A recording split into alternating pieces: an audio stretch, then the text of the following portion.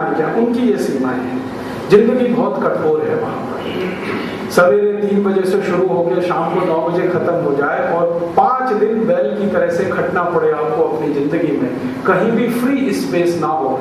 मैंने वहां की महिलाओं को देखा, इतनी बुरी हालत में होती है। अगर कोई महिला है वो काम करती है, सामान्य रूप से सब महिलाओं को काम करना पड़ता है, क्योंकि बिना काम के जिंदा रह नहीं सकते आप, क्योंकि जीवन वहां इतना सस्ता नहीं है जितना भारत में है। यहाँ तो बहुत सारी माताएं काम करने ना भी जाए तो भी उनका घर आराम से चल सकता है। वहां तो कोई भी माँ सोच नहीं सकती बिना काम के। तो माताएं जब काम पर जाती है तो इतना दुख होता है देख के। छोटा बच्चा है उनके पास, 1 महीने का, 2 महीने का, 3 महीने का, तो उसको क्रैश में छोड़ना है। और क्रैश जो है घर से 100 मील दूर है, तो क्रैश में पहले बच्चे को छोड़ के आइए, फिर 100 मील ड्राइव करके फैक्ट्री में जाइए। और जब कोई माँ अकेली अपने बच्चे को छोड़ने के लिए जाती है तो बच्चे को सीट से बांधना पड़ता है। सीट होती है ना सामने की, उस पर बांधना पड़ता है। अभी अमेरिका की सरकार ने कानून बदल दिया कि सामने की सीट में बच्चा नहीं बांध सकते, तो पीछे बांधना पड़ता है। और वो बेचारा चिल्लाता रहता है, रोता रहता है, क्योंकि 3 बजे उठा दिया उसकी माँ ने मार पीट के। क्योंकि माँ जाएगी फैक्ट्री में तो बच्चा घर में अकेला कैसा रहेगा। नौकर कोई अफोर्ड कर नहीं सकता, क्योंकि जितनी उनकी पगार है वो नौकर कोई देने में चली जाएगी। तो बच्चे को मार पीट के किसी तरह उठाते हैं। 3 बजे सवेरे सवेरे वो चिल्लाता रहता है, उसको क्रैश में छोड़ के आते हैं। फिर ड्राइव करके माँ जाती है फैक्ट्री में, फिर शाम को 7 बजे आती है, फिर बच्चे को क्रैश से लेती है, फिर 9 बजे घर पहुंचती है। उतने में तो उसकी जिंदगी निचोड़ चुकी होती है। यूरोप में ऐसे हजारों नहीं लाखों पति पत्नी हैं जो पति पत्नी होने का सुख नहीं भोग पाते महीनों महीनों तक। इतने गरीब लोग, इतने बेचारे लोग। हो सकता है उनके पास लाखों डॉलर हो, लेकिन डॉलर से सुख नहीं मिलता।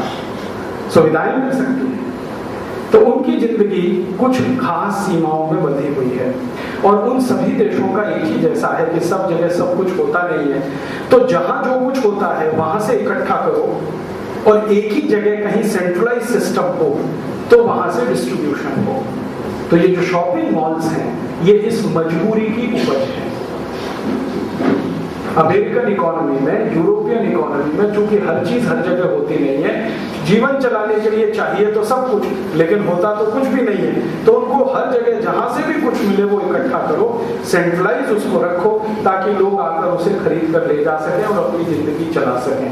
इसलिए उन्होंने शॉपिंग मॉल्स बनाए। और उनके शॉपिंग मॉल्स आप जानते हैं कि भारत की दुकानों जैसे नहीं है। हमारे यहाँ की दुकान और उनके शॉपिंग मॉल्स में जमीन आसमान का अंतर है।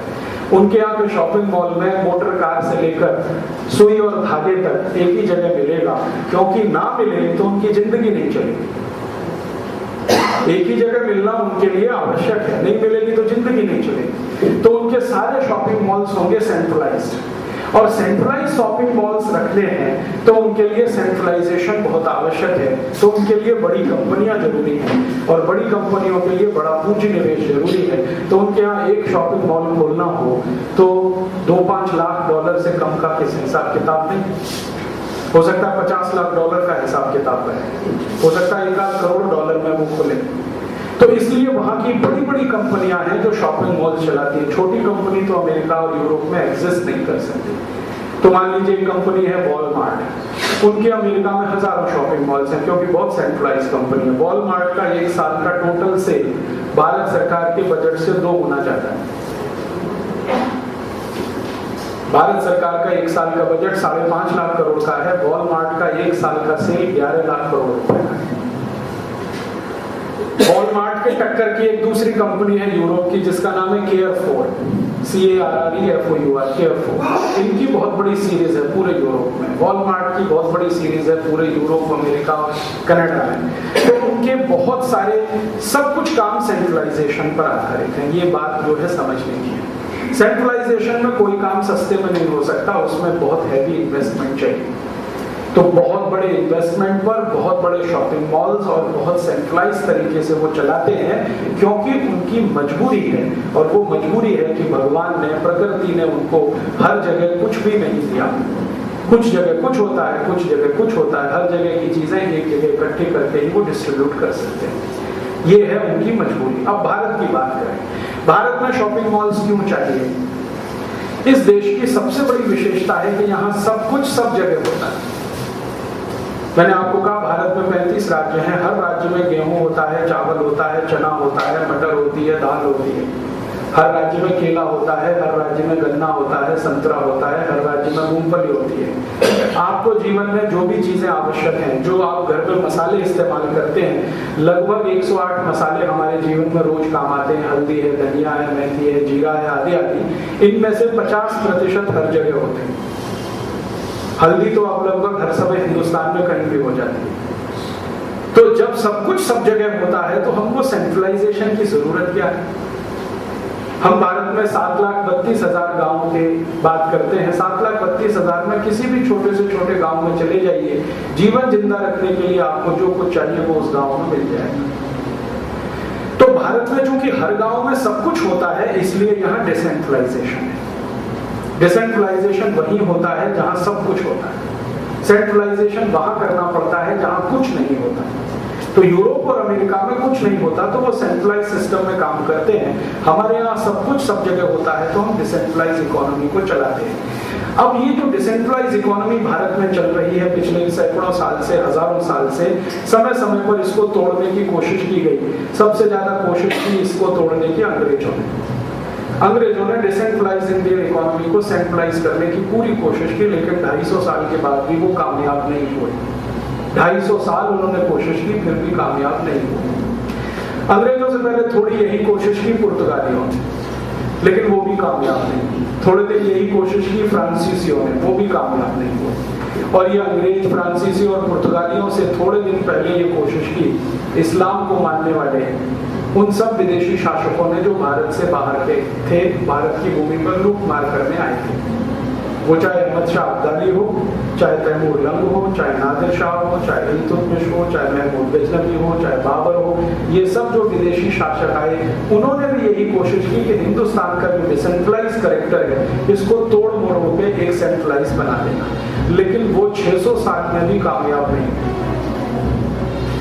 उन्होंने ये कोशिश 10वीं शताब्दी से शुरू की थी, महमूद गजनवी के समय से, और 16वीं शताब्दी तक 10वीं शताब्दी से शुरू की थी, महमूद गजनवी के समय से, और 16वीं शताब्दी तक आते आते उनको भारत से हट ही जाना पड़ा। कामयाब वो नहीं हो पाए। 400 साल यूरोप वालों ने कोशिश की, वो भी कामयाब नहीं हो पाए। अब वही कोशिश इस देश में डॉक्टर मनमोहन सिंह कर रहे हैं। वही कोशिश मनमोहन सिंह कर रहे हैं। जिस कोशिश में यूरोपियन फेल हो गए, इस्लामिक रिपब्लिकन लोग फेल हो गए, उसको मनमोहन सिंह कर रहे हैं। मैं आपको ये स्टाम्प पेपर पे लिख के देता हूँ, मनमोहन सिंह भी कामयाब नहीं होंगे, सफल नहीं होने वाले, लेकिन वो नुकसान बहुत कर देंगे इस देश में। सफल तो नहीं होगा, नुकसान बहुत हो जाएगा। सफल क्यों नहीं होगा? आप पूछेंगे जी सफल क्यों नहीं होगा? वो इसलिए नहीं होगा कि हिंदुस्तान की आबादी के 2 हिस्से हैं। 110 करोड़ की हमारी आबादी है, इसमें एक हिस्सा है जो इंडिया है और दूसरा है वो भारत। ये जो इंडिया है वो हमारा आपका है, हम सब, जिसको हम मिडिल क्लास कहें, अपर मिडिल क्लास कहें, हायर क्लास कहें, इस देश में ये सब इंडिया वाला वर्ग है। लेकिन ये बहुत बड़ा नहीं है, मुश्किल से 25-27 करोड़ के आसपास है। तो 25 से 27 करोड़ का एक वर्ग है जो इंडिया में रहता है। इनके बीच में आप शॉपिंग मॉल्स चलाएंगे तो थोड़े बहुत चल जाएंगे, शायद, वहां भी मुझे डाउट है कि वो चल पाएंगे, शायद चल जाएं। लेकिन बाकी का जो हिंदुस्तान है 70 करोड़ का, 77 करोड़ का, 78 करोड़ का, वहां तो सफल होने का कोई चांस नहीं। क्यों?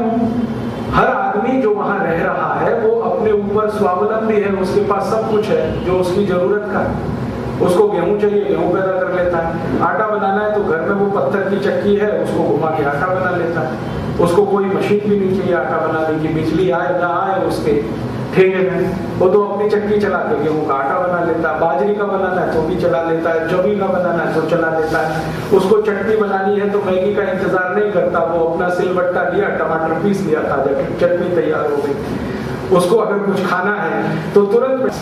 हमारा आपका इलाका है, इसको थोड़े बहुत शॉपिंग मॉल्स चाहिए, क्योंकि हम और आप थोड़े परावलंबी जीव हैं। हमको जो कुछ चाहिए वो हम पैदा कर नहीं पाते। हमको रोज खाने को गेहूं चाहिए, हमारा गेहूं पैदा करने की ताकत हमें नहीं है।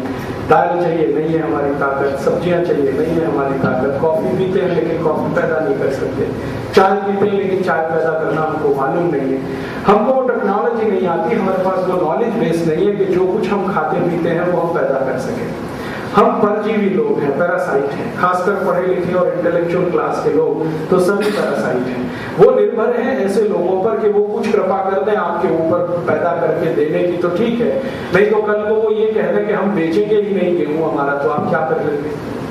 वो ये कह दें कि हम तो चावल बेचेंगे नहीं, हम खाते हैं उतना ही पैदा करेंगे, हम दालें बेचेंगे ही नहीं, हम जितनी दालें चाहते हैं उतनी ही पैदा करेंगे, तो वो वर्ग आपको दे देता है तो आपकी जिंदगी चलती है। तो आप बड़े ठसक में रहते हैं कि जी आपके पास रुपया है, रुपया क्या होता है जी? डेड है, उसमें क्या दम है रुपए?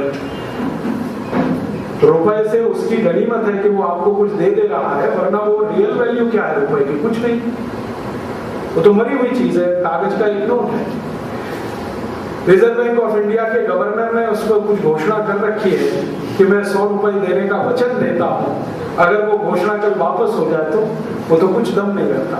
गेहूं में दम है, चावल में दम है।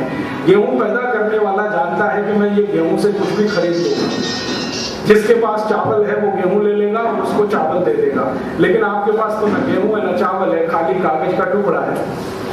कल को वो कहे कि मैं नहीं मानता, रिजर्व बैंक ऑफ गवर्नर की किसी बात को नहीं मानता, तो आप कुछ नहीं कर सकते उसका। तब आप उसके सामने गिड़गिड़ाएंगे, रोएंगे, कहेंगे भैया कुछ तो दे दो, तो कहेगा मुझे कुछ दे दो बदले में। आपके पास कुछ नहीं है देने के लिए उसके पास। हम मानते हैं ना कि पहले एक इकोनॉमी थी जो बार्टर सिस्टम से चलती थी, वो बहुत आइडियल होता है। बार्टर में पता है क्या होता है? सबके पास सब कुछ होता है, सबके पास सब कुछ होता है, क्योंकि वो अपनी चीज से कुछ भी एक्सचेंज कर लेता है। लेकिन ये जो करेंसी वाली इकोनॉमी है, इसमें एक क्लास ऐसा होता है जिसके पास कुछ भी नहीं होता सिवाय कागज के टुकड़े के। और ये कागज का टुकड़ा तभी तक है जब तक रिजर्व बैंक के गवर्नर की गारंटी है किसी दिन इस देश में कोलैप्स हो जाए पूरी इकोनॉमी और सरकार डूब जाए, तो उसकी जिम्मेदारी लेने को कोई तैयार नहीं है, क्योंकि हमारे पड़ोसी देशों में हम ये सब रोज देख रहे हैं। हमारा पड़ोसी देश इंडोनेशिया, थोड़े दिन पहले इसका रिजर्व बैंक, इंडोनेशिया का भी रिजर्व बैंक है, उसका गवर्नर कहता था कि मैं ये गारंटी लेता हूं जैसे हमारे यहाँ। आज उनकी हर करेंसी का डिवेल्युएशन हो गया तो वो गारंटी वापस लेनी पड़ी। जिम्बाब्वे नाम का एक देश है, आज से 20-25 साल पहले उनके यहाँ भी होता था कि 100 रुपए का उनका अपना करेंसी का नोट है तो उस पर गारंटी होती थी। आज जिम्बाब्वे की 1 लाख करेंसी $1 के बराबर हो गई। 1 लाख करेंसी $1 के बराबर है जिम्बाब्वे। तो उन्होंने सब गारंटी वापस ले ली। हिंदुस्तान में कल ये नहीं हो जाए इसकी कोई गारंटी नहीं। ये यहाँ भी हो गया तो रिजर्व बैंक अपनी गारंटी वापस ले लेगा, तब आप सब परेशान हो जाएंगे। आप करेंगे क्या? किसान तो बच जाएंगे क्योंकि उनके पास जो भी कुछ है वो एक्सचेंज कर लेंगे, अपनी जिंदगी चला लेंगे। आप तो कुछ नहीं कर सकते। तो अब हम इस हिंदुस्तान की इकोनॉमी को एक ऐसी जगह ले जाके खड़ा करना चाहते हैं जहां यूरोप और अमेरिका मजबूरी में खड़े हैं। उनकी मजबूरी को हमारी सरकार स्टेटस सिंबल मान रही है। हमारी सरकार मानती है कि वहां के शॉपिंग मॉल्स हैं वो हमारे लिए आइडियल है, तो इस देश की सरकार अब शॉपिंग मॉल्स खोलने में लगी हुई है। उन शॉपिंग मॉल्स के लिए कंपनियों को बुला रही है, वो कंपनियां यहाँ आ रही हैं, बड़ी बड़ी दुकानें वो खोलते चले जा रहे हैं। परिणाम क्या निकलेंगे इसके एक ही परिणाम निकलने वाले हैं कि भारत जैसे देश में जहाँ बेरोजगारी और गरीबी अभी भी पिछले 60 साल में गंभीरतम समस्याओं में है, माने जो हल नहीं हो पाई है 60 साल में, वो थोड़ी और बढ़ जाएगी। यही होने वाला है। आप बोलेंगे जी नए शॉपिंग मॉल्स तो रोजगार खड़े करेंगे, वो जितने रोजगार खड़े करेंगे उससे ज्यादा वो बेरोजगार कर देंगे। वो कैसे होने वाला है? कल्पना करिए कि इस नागपुर शहर में 10-12 बड़े शॉपिंग मॉल्स खुल गए, वॉलमार्ट के या एयरपोर्ट के, तो नागपुर शहर के जो छोटे छोटे किराना व्यापारी हैं ये सब अपनी दुकान बंद करके सड़क पे खड़े होंगे। क्यों? क्योंकि ये शॉपिंग मॉल्स जो बड़े आएंगे इनको कंपटीशन है छोटे दुकानदारों से। उनके आपस में कंपटीशन कभी भी नहीं होते, ये आप ध्यान रखिए। कभी भी 2 बड़े कंपनी आपस में कंपटीशन नहीं करते, वो एक दूसरे के सहयोग से चलते हैं। For example Pepsi and Coca Cola. Pepsi और कोका कोला का आपस में कोई कंपटीशन नहीं है, उसका कंपटीशन भारत में नींबू के पानी के साथ है। उनका कंपटीशन